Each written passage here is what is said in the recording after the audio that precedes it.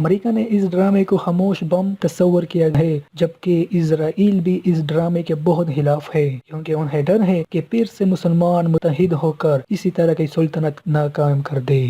کیا آپ جانتے ہیں کہ ارطغرل غازی نے ہی دنیا کی سب سے مضبوط اور طاقتور سلطنت کی بنیاد رکھی تھی؟ اس نے اپنے چند ہزار ساتھیوں کی مدد سے ایک ایسی حکومت قائم کی جو کہ تقریباً 700 سال تک پوری دنیا کے اوپر حکومت کرتی رہی۔ اس کی نسل میں پیدا ہونے والے سلطان محمد فاتح نے ہی دنیا کی سب سے بڑی توپ ایجاد کی تھی۔ اس عظیم سلطنت نے دنیا کو بڑے بڑے اسکالر اور ڈاکٹر دیے۔ یہ عظیم سلطنت ٹیکنالوجی کے لحاظ سے بھی پوری دنیا سے بہت آگے تھی۔ ارطغرل نے ڈاکٹروں اور عالموں کی ایک بہت بڑی جماعت تیار کی تھی جو کہ مفت میں لوگوں کی مدد کر رہی تھی۔ ان کا پورا خرچ ارطغرل خود اٹھاتا تھا۔ ارطغرل کو اللہ تعالیٰ نے ایسی طاقت دی تھی جس کی وجہ سے منگولین جو کہ بہت زیادہ خونخوار قبائل تھے وہ بھی ان سے ڈرتے تھے۔ 13ویں صدی عیسوی میں منگولین نے مسلمانوں کے بڑے بڑے شہر تباہ کیے تو ارطغرل نے ان کے خلاف جہاد کر کے ایک عظیم سلطنت قائم کی۔ ارطغرل کے باپ کا نام شاہ سلیمان تھا۔ ارطغرل کی حکومت میں سود پر سخت پابندی لگائی گئی تھی، یہاں تک کہ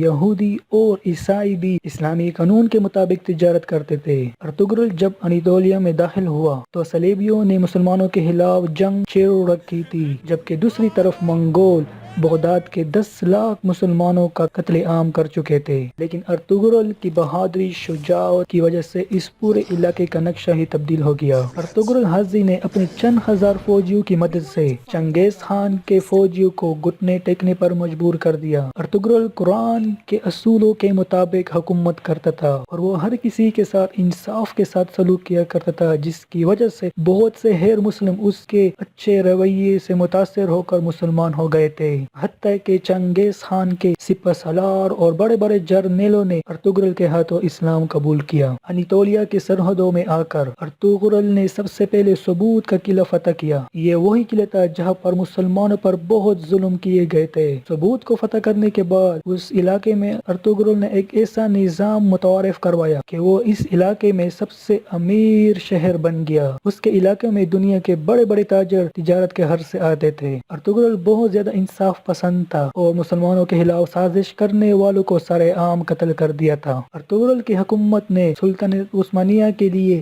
بیک بون کا کردار ادا کیا اور اسی سلطنت عثمانیہ نے پھر 100 سال کے اندر ہی آدھی دنیا کو فتح کر دیا۔ اس سلطنت کی سرحدیں ایشیا، یورپ اور افریقہ تک پھیلی ہوئی تھی اور 3 براعظموں پر ان کی حکومت تھی۔ 17ویں صدی تک دنیا کی آدھی دولت سلطنت عثمانیہ کے قبضے میں تھی۔ جاپان، فرانس اور روس جیسے ممالک ترکی سے قرضے لیتے تھے۔ یہ اتنی بڑی اور عظیم سلطنت تھی، جب اس کا 700 سال بعد خاتمہ ہوا تو اس سے تقریباً 42 ممالک اس دنیا کے نقشے پر ابھر کر سامنے آئے۔ ارطغرل کے خاندان کو یہ اعزاز بھی حاصل ہے کہ اس کے خاندان کے 36 لوگوں نے 700 سال تک سلطنت عثمانیہ پر حکومت کی۔ ارطغرل کی وفات کے بعد جب سلطنت عثمانیہ بنائی گئی تو جو بھی نیا بادشاہ آتا تھا وہ نئے علاقے کو فتح کرتا اور اپنی سلطنت کو اور بھی مضبوط بناتا تھا، اور ان کی یہ سلطنت اس وجہ سے 700 سال تک قائم رہی کیونکہ اس کے سلطنت میں انصاف کا بول بالا تھا۔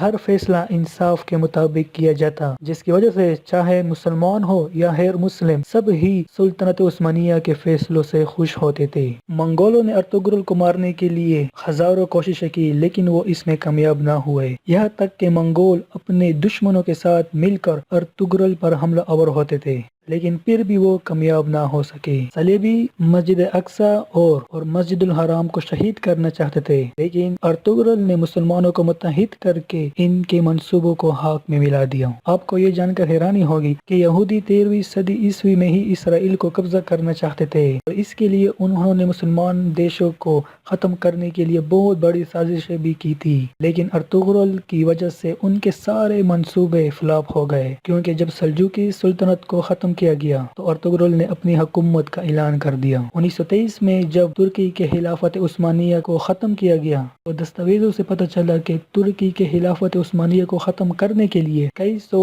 سال سے سازشیں کی جا رہی تھی، یہاں تک کہ بہت سارے یہودی مسلمانوں کے بیس میں مسلمانوں کی امامت کرتے تھے۔ انہوں نے خلافت عثمانیہ کو توڑنے میں اہم رول ادا کیا۔ ارطغرل نے سلجوق کی شہزادی حلیمہ سلطان سے شادی کی تھی۔ ارطغرل اور حلیمہ کے دوسرے بیٹے کے نام پر اس سلطنت کا نام خلافت عثمانیہ رکھا گیا تھا۔ خلافت عثمانیہ نے جب اپنی پہلی کرنسی نوٹ جاری کی تو اس پر چھپنے والا پہلا نام ارطغرل غازی کا تھا۔ 2014 میں ترکی کے صدر کے کہنے پر ارطغرل غازی کے کریکٹر پر ڈرامہ بنایا گیا اور یہ آج دنیا میں سب سے زیادہ دیکھا جانے والا ڈرامہ ہے۔ اس ڈرامے کو تقریباً 90 سے زائد زبانوں میں ٹرانسلیٹ کیا گیا ہے اور دنیا کے 150 سے زائد ممالک میں اس کو آن ایئر کیا گیا ہے۔ امریکہ نے اس ڈرامے کو خاموش بم تصور کیا ہے، جبکہ اسرائیل بھی اس ڈرامے کے بہت خلاف ہے، کیونکہ انہیں ڈر ہے کہ پھر سے مسلمان متحد ہو کر اسی طرح کی سلطنت ناکام کر دے۔ یہ ویڈیو آپ کو کیسا لگا؟ کامنٹ میں اپنی قیمتی رائے کا اظہار کریں اور ساتھ ہی اس چینل کو سبسکرائب کرنا نہ بھولیے۔